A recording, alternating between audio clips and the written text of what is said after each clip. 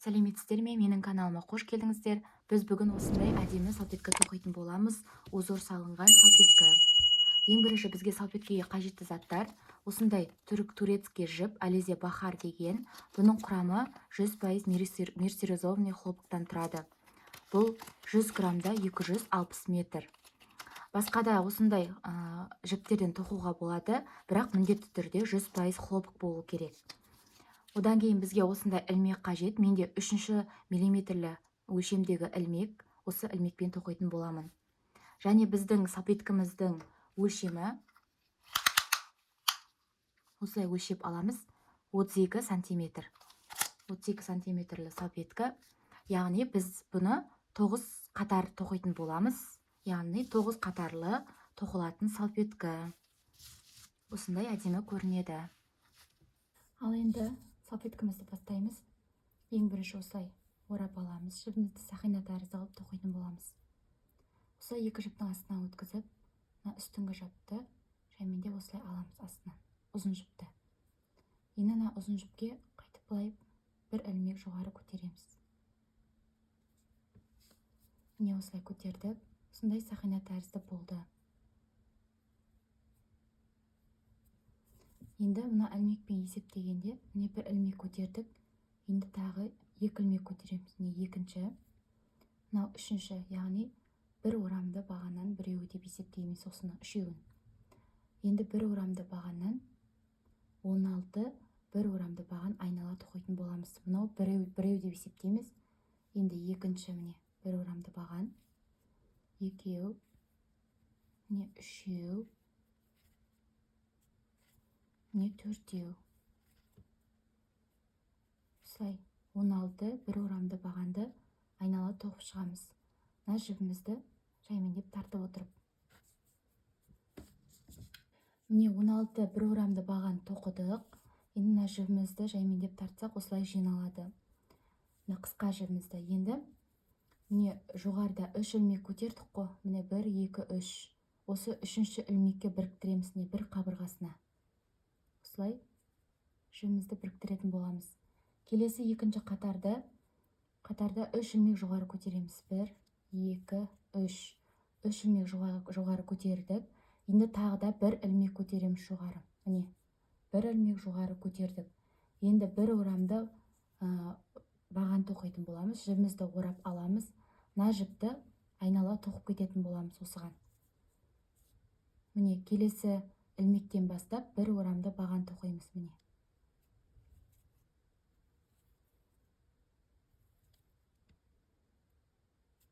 Осылай тоқыдық. Енді осыдан кейін бір ілмек тағы көтереміз осылай. Тағы да іліп аламыз. Келесі ілмекке бір орамды баған тоқимыз осылай. Тағы да бір ілмек жоғары көтеріп аламыз. Тағы да бір орамды баған. Әр ілмектің ішіне бір орамды баған тоқып кетеміз. Ортасына бір ілмек көтеріп аламыз осылай. Осылай айнала тоқитын боламыз. Міне бізде 16 бір орамды баған шықты. Яғни үшеу көтергенімізбен қосқанда бәрі 16 бір орамды баған шықты. Енді біріктіретін боламыз. Ол үшін біріктіретін 3 ілмек жоғары көтеріліп тұр. Осы ілмекке осылай ілмегімізді кіргізу арқылы осылай біріктіреміз. Біріктірдік. Енді 3 ілмек жоғары көтереміз. 1, 2, 3. Міне 3 ілмек жоғары көтердік. Бұл бір орамды бағаннан біреу деп есептеледі. Орап аламыз жібімізді. Осы арканың ішіне 2 бір орамды баған тоқимыз. 1, міне 2. Міне 3 ілмегімізді қосқанда 3 бір орамды баған деп есептеледі. Енді жібімізді орап аламыз. Келесі арканың ішіне де 3 бір орамды баған тоқимыз. 1, 2, міне 3. Осылай әр аркалардың ішіне, осылардың ішіне 3 бір орамды бағанды айнала тоқып шығамыз осылай. Міне үшінші қатарды бітірдік. Осындай бізде 16 әр арканың ішіне 3 бір орамды бағаннан тоқып шықтық айнала. Енді мына үшінші ілмекке біріктіретін боламыз. 1, 2, 3, міне. Үшінші ілмекке біріктіреміз. Енді төртінші қатарда 3 ілмек жоғары көтереміз. 1, 2, 3. Міне 3 ілмек жоғары көтердік. Енді тағы да 2 ілмек көтереміз жоғары. 1, 2. Мына 3 ілмектен бөлек тағы да 2 ілмек жоғары көтереміз. Енді бір ілмек тастап кетеміз. Міне, мына жердегі қатардан мынаны тастап кетеміз біріншісін. Екінші ілмекке іліп аламыз жібімізді. Мына екінші ілмекке бір орамды баған тоқимыз. Біреуін тастап кеттік ортада. Міне, тоқыдық. Келесі тағы да 2 ілмек жоғары көтереміз. 1, 2. Міне 2 ілмек жоғары көтердік. Бір ілмек тастап кетеміз мына жерден. Мына екінші ілмекке бір орамды баған тоқимыз. Міне біреуін тастап кеттік. Міне екінші ілмекке бір орамды баған. Міне осылай тоқылады. Тағы 2 ілмек жоғары көтереміз. 1, 2. Енді бір ілмек тастап кетеміз тағы. Міне бірінші. Мына ілмек тастап кетеміз. Мына ілмекке тоқимыз. Мына ортасына біреуін тастап кетеміз. Бір орамды баған тоқимыз. Тағы да 2 ілмек жоғары көтереміз. Осылай тоқитын боламыз. Орталарына 2 ілмек жоғары көтереміз да, бір ілмек ортасынан тастап кетіп отырып тоқимыз. Бір орамды баған. Осылай айнала тоқып шығамыз. Міне төртінші ілмектің соңына келдім. Енді 2 ілмек жоғары көтереміз. 1, 2. Енді біріктіретін боламыз. Мына жерде 1, 2, 3. Үшінші ілмекке біріктіреміз осылай. Міне біріктірдік. Енді 5-ші қатарда 3 ілмек жоғары көтереміз. 1, 2, 3. Яғни бұл 3 ілмек жоғары көтергеніміз бір орамды бағанның біреуі деп есептеледі. Енді мына аркіге 2 бір орамды баған тоқимыз. Біреу, міне 2. Яғни мына жерде 3 бір орамды баған деп есептеледі. Мына 3 ілмек жоғары көтергенде санағанда. Келесі аркының ішіне бір орамды бағаннан 3 тоқимыз. 1, 2, міне 3. Осылай әр аркының ішіне 3 бір орамды баған айнала тоқып шығамыз. Осылай әр аркалардың ішіне тоқып шығамыз. 5-ші қатарды бітірдім. Енді мына 3 ілмектен кейін біріктіретін болам. Енді 3 ілмек жоғары көтереміз. 6-ші қатарда 1, 2, 3. 3 ілмек жоғары көтердік. Тағы да 2 ілмек жоғары көтереміз. 1, 2. 3 ілмектен бөлек. Енді мына жерге бір ілмек тастап, екінші ілмекке бір орамды баған тоқитын боламыз. Міне біреуін тастап кетеміз. Міне екіншісіне бір орамды баған тоқимыз. Тағы да 2 ілмек жоғары көтереміз. 1, 2. Бір ілмек тастап кетеміз. Мына екінші ілмекке бір орамды баған тоқимыз. Осылай айнала тоқитын боламыз. 2 ілмек жоғары көтереміз. Біреуін тастап кетеміз. Екінші ілмегіне бір орамды баған тоқимыз. Осылай айналып тоқитын боламыз. Міне 6-ші қатарды бітірдім. Мына 3-ші ілмекке біріктіретін боламыз. Міне біріктірдік. Енді 7-ші қатарда 3 ілмек жоғары көтереміз. 1, 2, 3. Міне 3 ілмек жоғары көтердік. Бұл бір орамды баған деп біреу деп есептеледі. Осы аркының ішіне 2 бір орамды баған тоқимыз. Міне біреу, міне 2.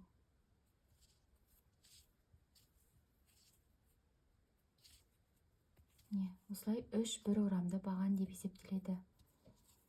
Енді келесі аркының ішіне тағы да бір орамды бағаннан 3-ін тоқимыз. 1, 2, 3.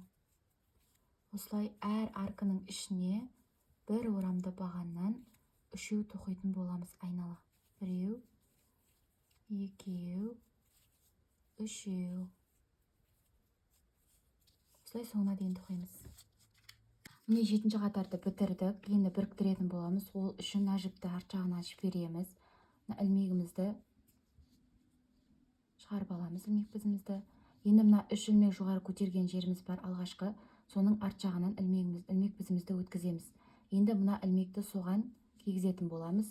Енді мына сол жіпті қайтып мына арт жағынан шығарып аламыз. Енді мына ұзын жібімізді былай тартамыз. Осылай 7-ші ілмекті бітіреміз. Енді 8-ші қатарды бастаймыз. Ол үшін 3 ілмек жоғары көтереміз. 1, 2, 3, міне 3 ілмек жоғары көтердік. Енді бір орамды рельефный узор тоқитын боламыз. Ол үшін жібімізді іліп аламыз, ілмегімізді. Мына екінші бір орамды баған тұрғы қатардағы, соның арт жағынан бұлай ілмек бізімізді кіргіземіз. Мына жібімізді судан шығарып аламыз, міне. Осылай шығарып алдық. Енді осы екеуінен бір өткіземіз, келесіден бір өткіземіз. Яғни рельефный узор тоқитын боламыз. Тағы да іліп аламыз. Келесі бір орамды бағаннан арт жағынан міне осылай жібімізді шығарып алып отырамыз. Яғни рельефный узор осылай тоқылады. Бір орамды рельефный узор деп айтылады бұны. Осылай соңына дейін тоқып шығамыз. Іліп аламыз жібіміздің арт жағынан. Әр бір орамды бағанның артқы бетінен ала отырып тоқитын боламыз бір орамның. 8-ші қатарды бітірдік. Енді 3-ші ілмекке біріктіретін боламыз. Осылай біріктірдік. Енді 9-ші қатарда бір ілмек жоғары көтереміз. Осы ілмектің ішіне, төменгі жағындағы ілмекке орамсыз баған тоқимыз. Осылай. Екінші ілмекке де орамсыз баған. Осылай айнала орамсыз әр ілмектің ішіне орамсыз баған айналып тоқып шығамыз. Ешқандай өзгеріссіз. Міне 9-ші қатарды бітірдік. Енді біріктіреміз, яғни бірінші ілмекке біріктіретін боламыз осылай. Енді 10-ші қатарда 3 ілмек жоғары көтереміз. 1, 2, 3. 3 ілмек жоғары көтердік. Тағы да 1 ілмек көтереміз 3-ден кейін. Міне осылай көтердік. Жібімізді орап аламыз. Осы ілмектің ішіне тағы да бір орамды бағаннан тоқимыз. Яғни бір ілмектің ішіне бір орамды баған. Міне. Енді бір ілмек тағы көтереміз. Міне көтердік. Енді мына жерде 1, 2 ілмек тастап кетеміз де 3-ші ілмекке бір орамды баған тоқимыз. Міне тоқыдық. Енді тағы да бір ілмек көтереміз. Енді сол ілмектің ішіне тағы да екінші рет бір орамды баған тоқимыз. Міне. Бір ілмектің ішіне бір орамды баған тоқимыз. Міне. Бір ілмек көтереміз. Тағы да 2 ілмек тастап кетеміз. 1, 2. 1, 2 ілмек тастадық. 3-ші ілмегіне бір орамды баған тағы тоқимыз. Міне тоқыдық. Бір ілмек көтереміз. Тағы сол ілмектің ішіне екінші рет бір орамды баған тоқимыз. Міне. Осылай алма кезек тоқимыз. Яғни бір орамды баған, ортасында бір ілмек, тағы екінші орамды баған. Бір ілмектің ішіне тоқылдық. Енді ортада бір ілмек, 2 ілмек тастап кетеміз. Тағы да бір ілмектің ішіне бір орамды баған тоқимыз. Ортасында бір ілмек. Осылай айнала тоқитын боламыз. Міне біз 10-ші қатарды бітірдік. Енді біріктіретін боламыз. Мына 2 ілмекті тастап кетеміз да, міне келесі мына арка тұр ғой. Осы аркаге жалғайтын боламыз. Осылай жалғанады. Енді 11-ші қатарды тоқитын боламыз. Ол үшін мына ілмегімізді шамалы жоғары қарай көтереміз.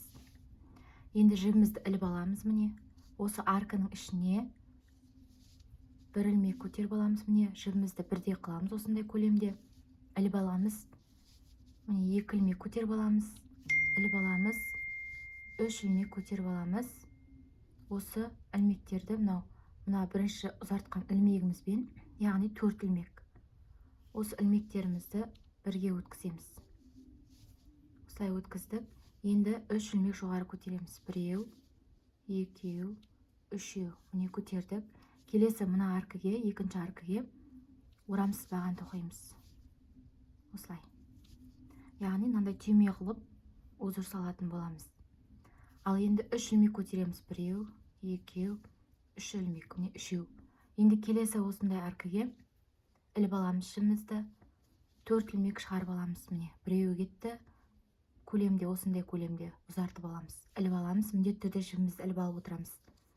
Міне, екеуі кетті, іліп аламыз. Үшеуі кетті, бірдей формада ұстаймыз. Іліп аламыз. Төртеуі кетті, міне. 4 ілмек іліп алдық. Енді осылардың арасына өткіземіз. Міне, өткіздік. Енді 3 ілмек жоғары көтереміз. 1, 2, 3. Келесі аркімізге біріктіреміз, яғни орамсызбаған. Мына аркының ішіне орамсызбаған тоқимыз. Міне, осылай соңына дейін тоқитын боламыз. Осындай түйме сияқты узор шығады. Міне, 11-ші қатарды бітірдік. Енді біріктіретін боламыз. Мына жерде бірінші ілмегіміз міне көрініп тұр.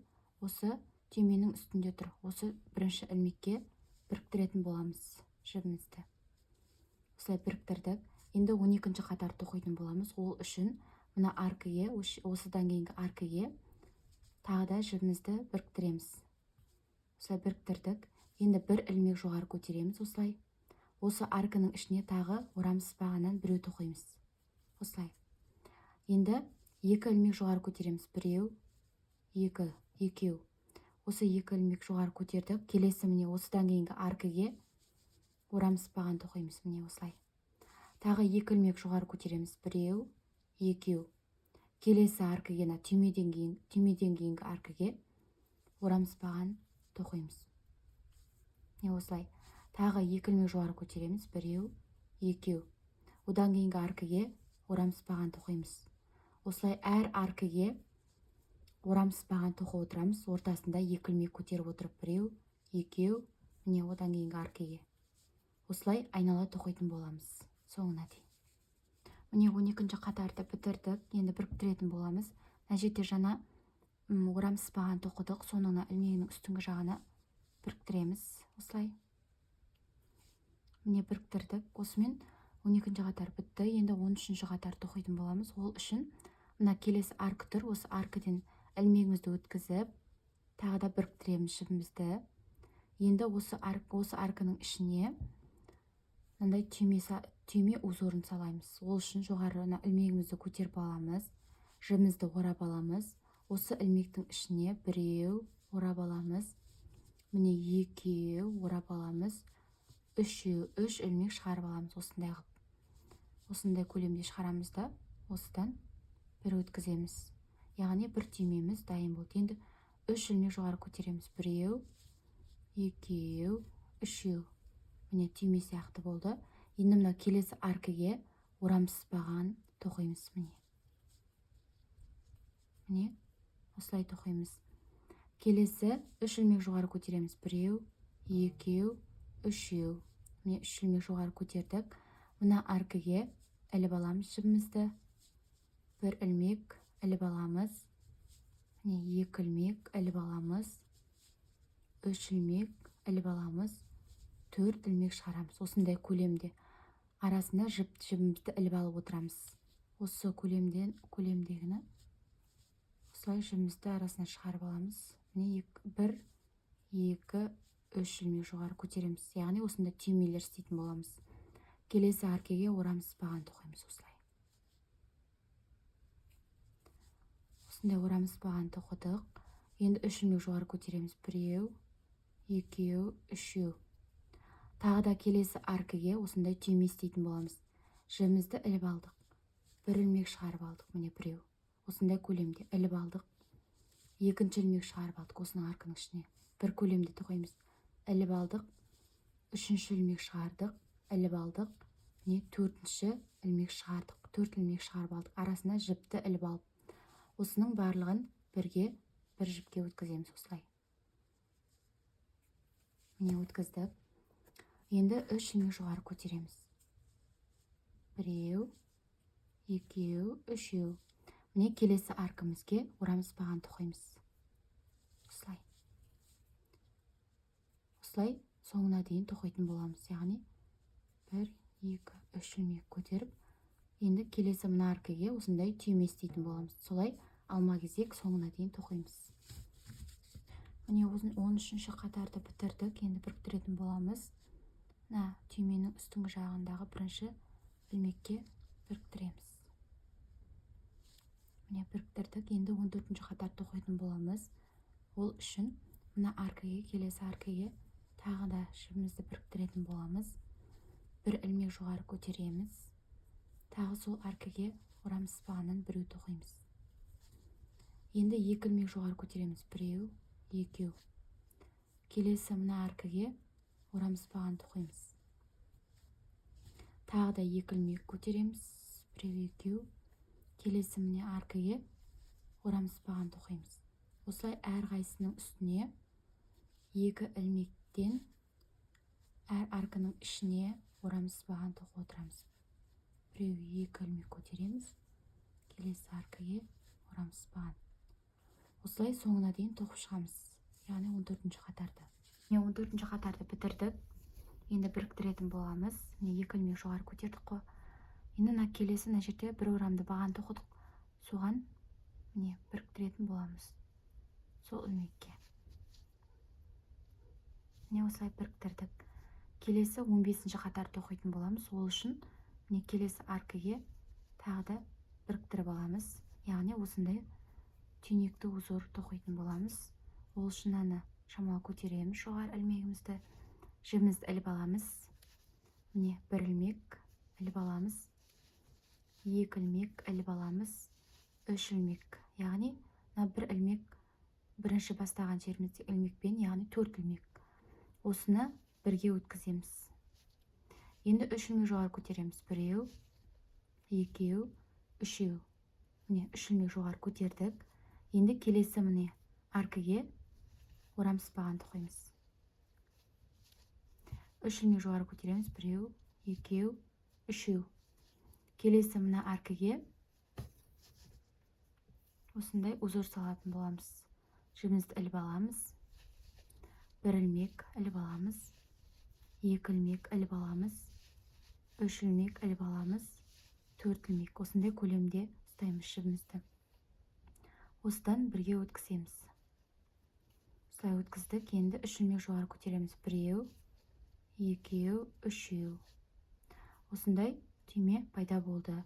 Келесі аркімізге, міне осыдан кейінгі аркіге орамсыз баған тоқимыз. Міне осындай узордай узор тоқитын боламыз тағы. Екі ілмек жоғары көтереміз. Бір, екі, үш ілмек деген. Үш ілмек жоғары көтердік. Іліп аламыз жібімізді. Бір ілмек, екі ілмек, үш ілмек, 4 ілмек. Міндетті түрде жіптерді іліп алып отырамыз. Осылардан жібімізді өткіземіз. Енді үш ілмек жоғары көтереміз. Біреу, екеу, үшеу. Келесі аркіге біріктіретін боламыз. Осылай тоқитын боламыз узорды. Міне 15-ші қатарды бітірдік. Енді біріктіретін боламыз. Ол үшін мына түйменің үстіндегі бірінші ілмекті ілмекке өткізу арқылы біріктіреміз осылай. Енді 16-ші қатарды тоқитын боламыз. Ол үшін аркіге тағы біріктіріп аламыз. Енді бір ілмек жоғары көтереміз. Осы аркінің ішінде орамсыз бақаннан біреу тоқимыз. Міне тоқыдық. Енді екі ілмек жоғары көтереміз. Біреу, екеу. Келесі мына аркіге орамсыз баған тоқимыз. Келесі үш ілмек жоғары көтереміз. Біреу, екеу, үшеу. Енді мына түймеден кейінгі аркіге орамсыз баған тоқимыз. Одан кейін екі ілмек. Біреу, екеу. Яғни мына орамсыз баған тоқыдық қой ортасына. Содан кейінгі аркіге орамсыз баған тоқимыз. Енді біреу, екеу, үшеу, үш ілмек көтереміз. Мына түйме сияқтының кейінгі аркіге орамсыз баған тоқимыз. Яғни осылай екі ілмек жоғары көтереміз, үш ілмек жоғары көтереміз. Осын орамсыз баған арқылы әр аркіге бекітіп отырамыз, тоқып отырамыз. Міне 16-ші қатарды бітірдім. Енді біріктіретін боламыз. Міне бірінші ілмек тұр ғой, ең бірінші. Жаңа орамсыз баған тоқыдық. Мына жердегі бірінші ілмекке біріктіретін боламыз. Осылай біріктіріп аламыз. Енді келесі 17-ші қатарды тоқитын боламыз. Ол үшін аркіге тағы ілмегімізді өткізіп біріктіріп аламыз. Енді 17-ші қатарда осындай түйме сияқты узор саламыз. Ол үшін осылай ілмегіміз шамалы көтеріп аламыз, орап аламыз ілмегімізді, жібімізді. Міне әркінің ішіне бір ілмек көтердік, іліп аламыз, әркінің ішіне екінші іліп аламыз. Міне әркінің ішіне екінші ілмек көтердік, іліп аламыз, әркінің ішінен үшінші ілмек көтердік. Яғни бірінші ілмегіміз бірінші ұзартып алғанбыз, сонымен 4 болып есептеледі. Осылай бірге қосамыз осыларды. Енді 3 ілмек жоғары көтереміз. 1, 2, 3 ілмек жоғары көтердік. Келесі әркімізге орамсызбаған қылып тоқимыз. Міне тағы да 3 ілмек жоғары көтереміз. 1, 2, 3. Келесі әркімізге түйме тоқитын боламыз. Яғни жібімізді орап аламыз. Міне 1 ілмек көтереміз, орап аламыз. 2 ілмек көтереміз, орап аламыз. 3 ілмек көтереміз, орап аламыз. 4 ілмек көтереміз. Яғни көлемі бірдей болу керек осылардың арасынан жібімізді өткіземіз. Міне. Енді 3 ілмек жоғары көтереміз. 1, 2, 3. Келесі әркімізге орамсызбаған қылып тоқимыз. Міне осылай түйме узорымызды осылай соңына дейін тоқып шығамыз. Міне 17-ші қатарды бітірдік. Енді біріктіретін боламыз. Ең бірінші ілмекке біріктіреміз осылай. Енді 18-ші қатар тоқитын боламыз. Ол үшін әркінің ішіне тағы да жібімізді біріктіріп аламыз.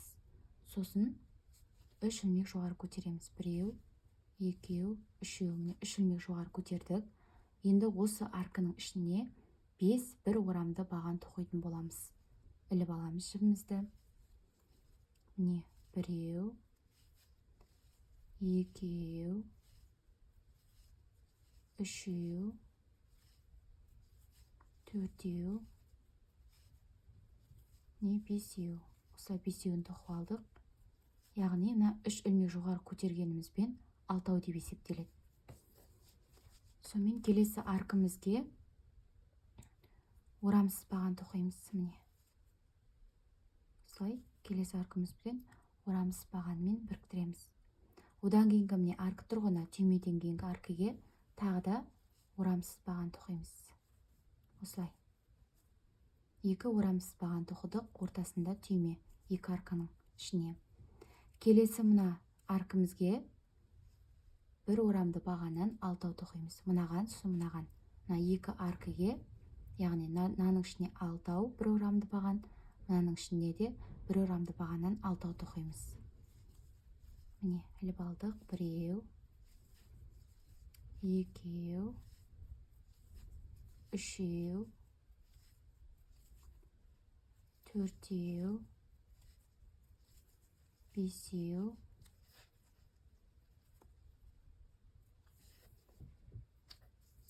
6.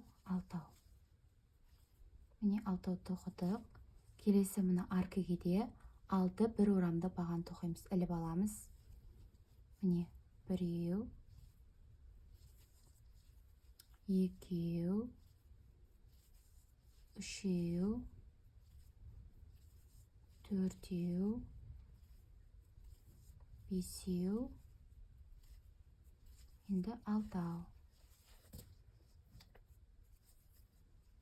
Міне 6 тоқыдық.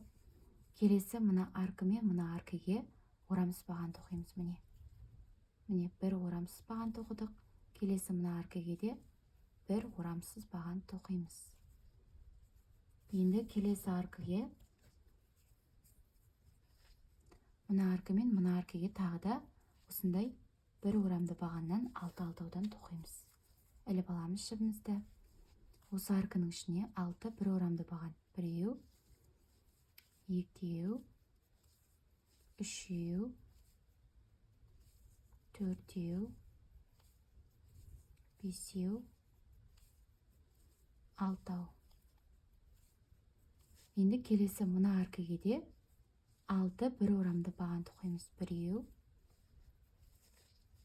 2, 3, 4, 5, 6. Осы 6-ын тоқыдық. Одан кейін мынаған орамсызбаған, келесі аркіге де орамсызбаған. Солай алма кезек тоқитын боламыз. Осылай. Ал міне 18-ші қатарды бітірдік. Енді біріктіретін боламыз. Ол үшін мына ілмекті былай аламыз да, ілмек бізімізді мына 3 ілмек жоғары көтердік қой, соны арт жағынан өткіземіз. Осы мына ілмекті ілмек бізімізге бүйтіп ілгізіп аламыз, осылай шығарамыз.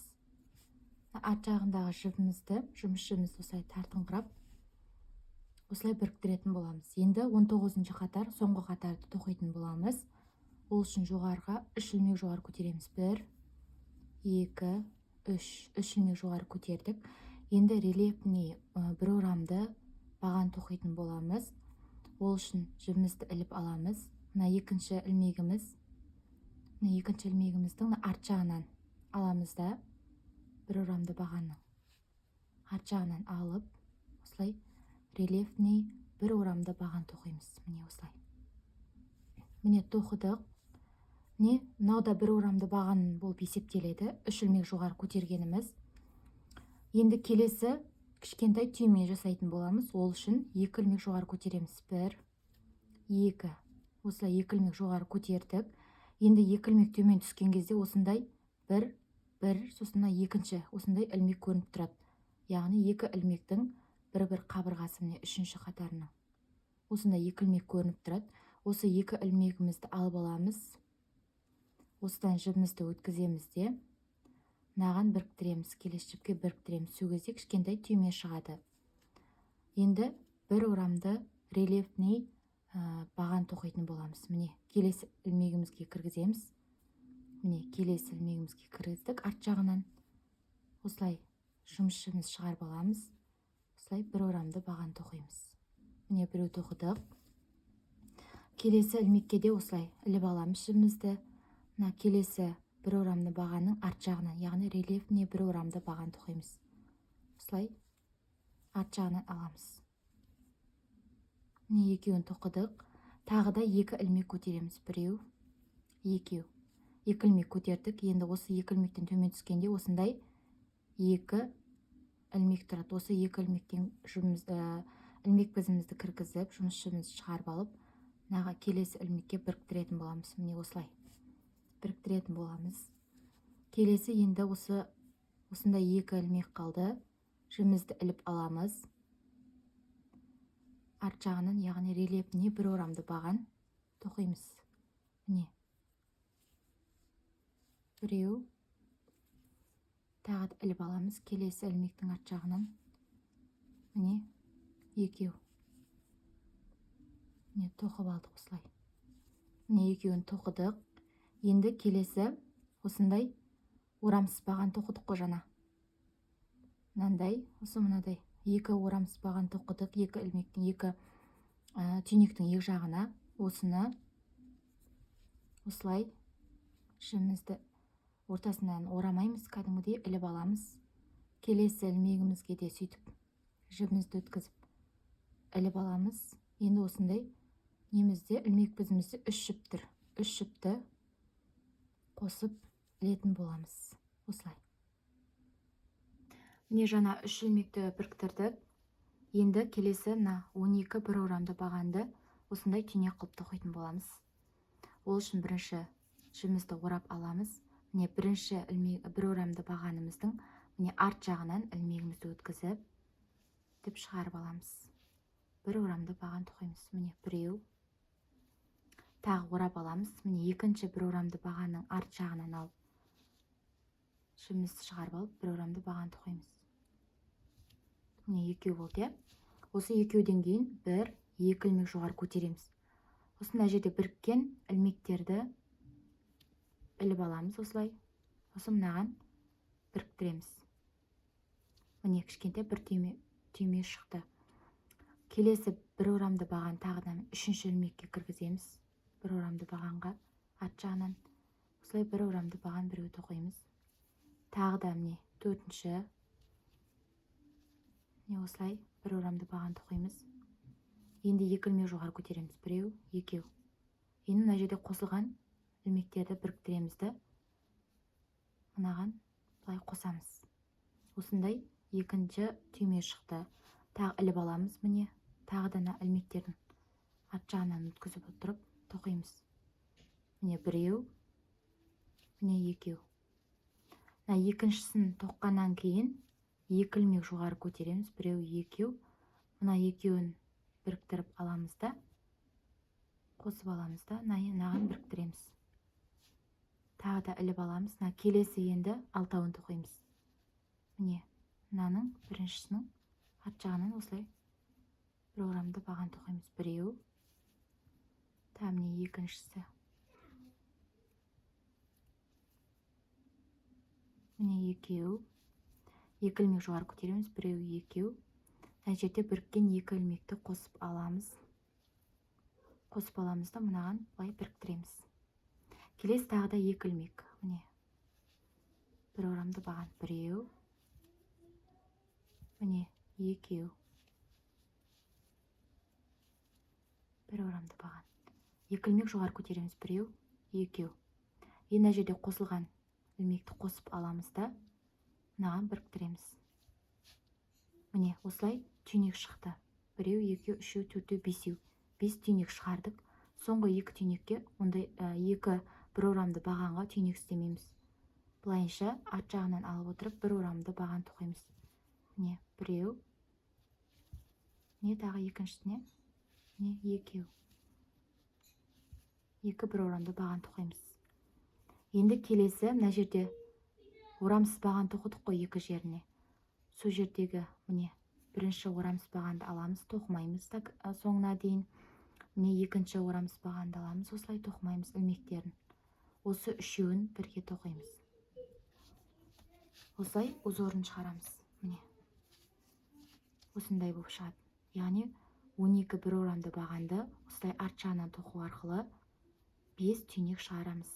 Міне біз 19-шы қатардың соңына келдік. Мына жерде жартысы 6 бір орамды бағанды тоқуын көрсетіп жіберемін сіздерге. Міне. Осылай біреу орап алдық. Екеу орап алдық. Енді жоғары екі ілмек көтереміз. Мына екеуіне біріктіреміз де. Келесі тағы да бір орап алдық біреуін. Екіншісін орап алдық. Екі ілмек жоғары көтереміз.